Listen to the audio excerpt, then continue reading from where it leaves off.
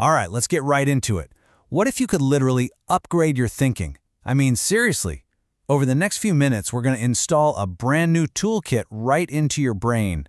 This is a set of powerful mental models that really separates the exceptional thinkers from, well, everyone else. So you gotta wonder, right? How do some of the world's sharpest minds, I'm talking about people like Warren Buffett or Elon Musk, how do they see the world so differently from the rest of us? And here's the thing, it's not just that they're smarter, it's that they're thinking with way better tools. The legendary investor Charlie Munger, he just nails it with this idea. He said, "To the man with only a hammer, every problem looks like a nail." I mean, think about that.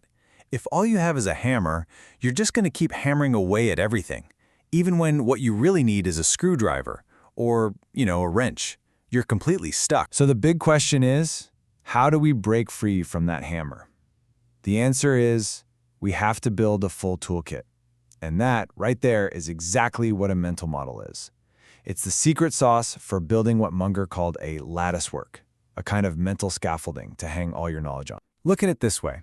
On one side, you've got just a pile of isolated facts. It's weak, it's a mess, and let's be honest, you're going to forget most of it.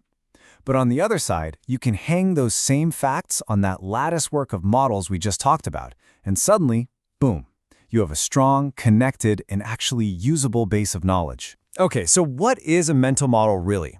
The best way to think about it is like a blueprint for your thoughts. It's a framework that shows you what's important in any situation. It gives you context and it helps you make way better decisions. It's like turning a bunch of random squiggles on a page into a map you can actually use to get somewhere. All right, let's get practical. Let's pull out our first tool. This one is all about making better, faster decisions, and it tackles a problem we all have, prioritization. It's called the Eisenhower Matrix. And yeah, that Eisenhower. We're talking about a 5-star general and a 2-term U.S. president. The guy's schedule was impossibly complicated, right? Well, this matrix was his secret weapon for cutting through all the noise and focusing on what actually mattered. So here's how it works. You've got these 4 quadrants. Quadrant 1, that's the do box. These are the fires you have to put out right now. Crises, deadlines, you get it. But the real magic, the secret, is in quadrant 2, the plan box. This is for all the important stuff that isn't on fire yet.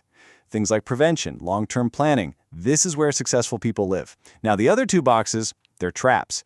The delegate box is for stuff that feels urgent but isn't really important for you to do, and the eliminate box, that's just noise. Trivial tasks, distractions, get rid of them. Your goal is to spend as much time as possible in plan so you spend less time in do. Okay, so we've got our priorities straight. Now let's sharpen our perception. The next couple of tools in our kit are like razors. They're designed to help you slice right through the confusion and see situations for what they truly are. First up, we have Occam's razor. And it's such a simple but powerful idea. Basically, when you're looking at a bunch of different explanations for something, the simplest one, the one that makes the fewest assumptions, is usually the right one. Seriously, just don't overcomplicate it. The simplest answer is often correct. And then there's Hanlon's razor. And listen, this one can be a total game changer, especially for your relationships. The rule is this: never attribute to malice what can be adequately explained by incompetence or just plain neglect or stupidity.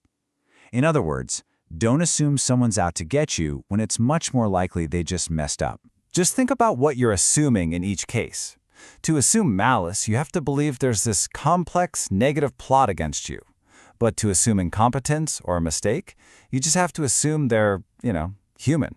So which one really seems more likely in your everyday life? All right, ready to level up again?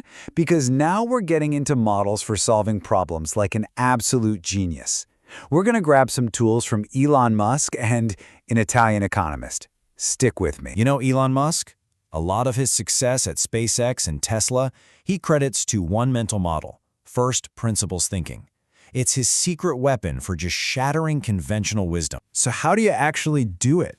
Well, instead of looking at how things are currently done and trying to make them a little bit better, you throw all that out. You start from zero. You ask, what are the absolute fundamental truths of this problem, the physics of it? Once you've boiled it down to those core facts, you build a brand new solution from the ground up based only on those truths. And this is not just some theory, this is real. This is exactly how SpaceX cut rocket launch costs by almost 90%.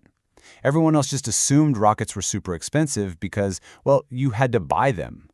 Musk questioned that. He broke it down. What are rockets made of? And he realized he could build them himself for a tiny fraction of the cost.